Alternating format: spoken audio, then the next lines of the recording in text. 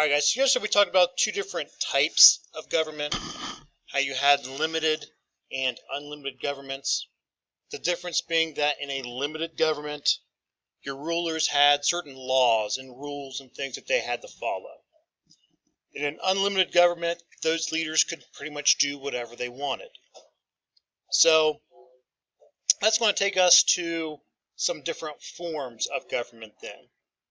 The ones that we're going to start with, democracy and republic. Both of these are kind of used here in the United States. We use a combination of both of them. But with a democracy, in a pure democracy, it means a government ruled by the people. So in a pure democracy, everybody has an equal say in what happens. So for example, let's say that the cafeteria was going to decide to start serving a dessert every day with lunch. If they were going to do a pure democracy with it, they would let every single student in the middle school vote. Okay, so they'd let every 6th grader, every 7th grader, every 8th grader write down what they wanted for dessert on a sheet of paper. They'd collect all those votes, look at them all, tally them up, and whatever had the most votes, that's what everyone would get. It's really nice because everyone gets an equal say in what happens. Everyone's vote counts the same, and the majority rules. Okay, so if you had one of the more popular choices, odds are you're going to get your way.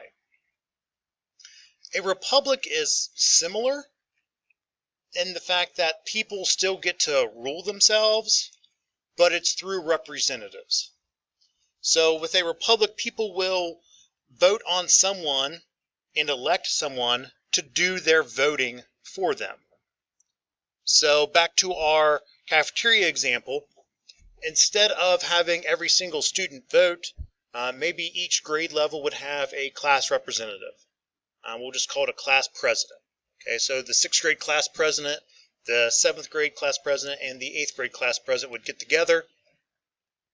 And when the cooks asked what they wanted for dessert, those 3 people would vote, and whatever they came up with is what everybody got.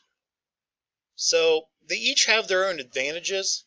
In a republic, it's a lot faster and easier to get things done because everyone's not voting on every little thing.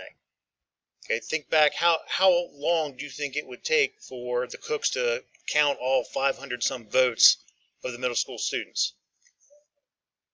It would take a while, right? It would take a long time.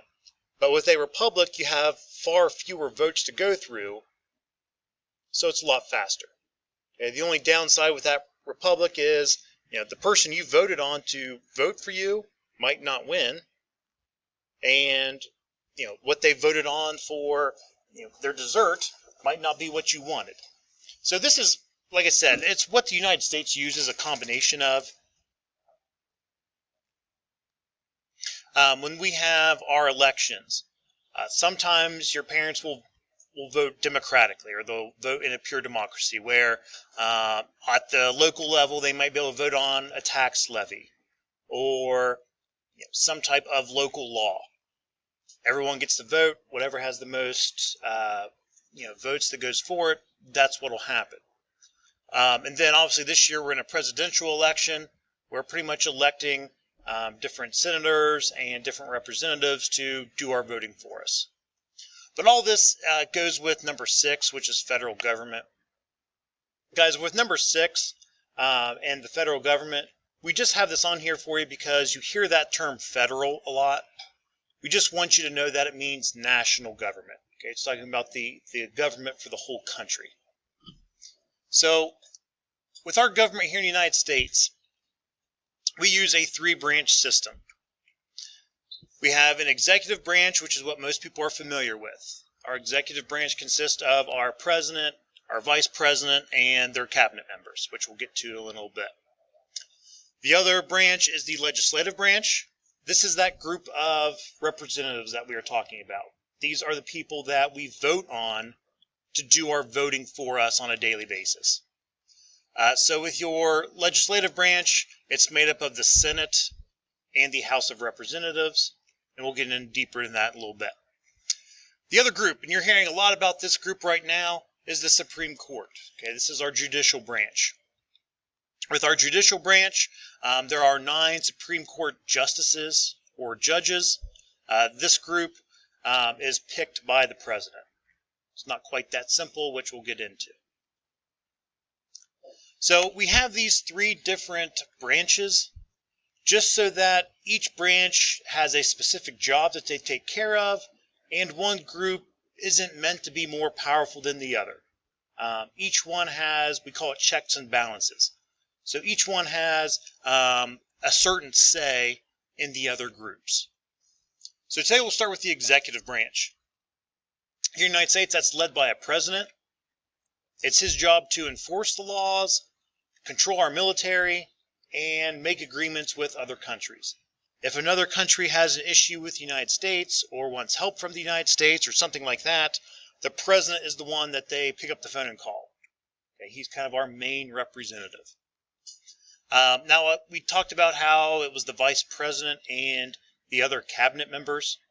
That's things like the defense secretary, the treasury secretary, secretary of the education department, highway safety. Okay, there's all kinds of these other different little subcommittees that the president picks to be part of this executive branch.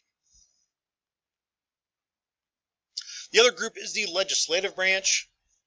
This is made up of our Senate and House of Representatives, like I said before. Now, both of these groups are made up a little bit differently. So the Senate has 100 members. There are 2 members from each state. So the citizens of those states vote on the senators. So we'll have the opportunity to vote on senators. I think we've got one in our area up for election this year. Now the Senate's made up this way so that each state has an equal number of members in the Senate. Okay, so there's 50 states, 2 from each state, grand total of 100. The House of Representatives, though, has 435 members, and these are picked based off of population. Okay, each state gets a different number based on how many people live in that state. For example, here in Ohio, I think we have 18 representatives in the House. A larger state like California, I believe, has 54. Now, why does California get so many more members than we do, Robbie?